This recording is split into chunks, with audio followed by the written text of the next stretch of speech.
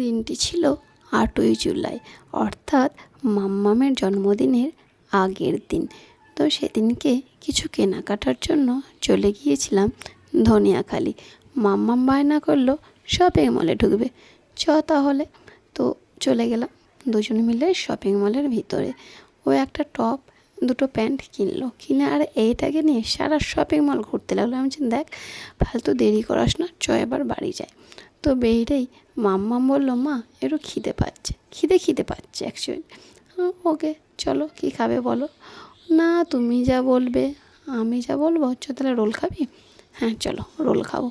তো একটা রোল নিলাম, রোলটা বেশ বড় ছিল, আর ওটা তো একা খেতে পারবেও না। তার জন্য একটা রোলকে আমরা দুজনে শেয়ার করে খেয়েছি। আর নিয়েছিলাম একটা চিকেন কাটলেট, যেটা আমরা দুজনে শেয়ার করে খেয়েছি। তারপরে চলে এলাম মিষ্টি কিনতে রাজকুমার সর্ষে। আর মাম্মাম নিজে নিজে পছন্দ করে মিষ্টি কিনেছে।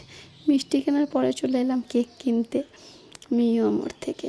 তো মিও আমরে আমি বললাম তুই পছন্দ কর, ওর সব সময় চকলেট কেক পছন্দ। আমি বললাম প্রতিবারে চকলেট কেক নিতে হবে, এবার একটু আলাদা কিছু নে। দিয়ে হোয়াইট কেকটা পছন্দ করে নেওয়া হলো। অন্যবারে আমাদের শ্রীরামপুর থেকে কেক আনা হয়, তো কেকগুলো অনেক বড় থাকে, 2 পাউন্ডের থাকে। এবারে কেকটা 1 পাউন্ডের, আমাদের বাড়ির তুলনায় একটু ছোটোই হলো।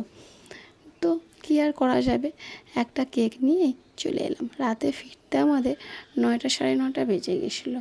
ফিরে যেহেতু খেয়ে চলে এসেছি, আর খাওয়ার কোনো ঝামেলা ছিল না। তো ভিডিওটা এতটাই, টাটা।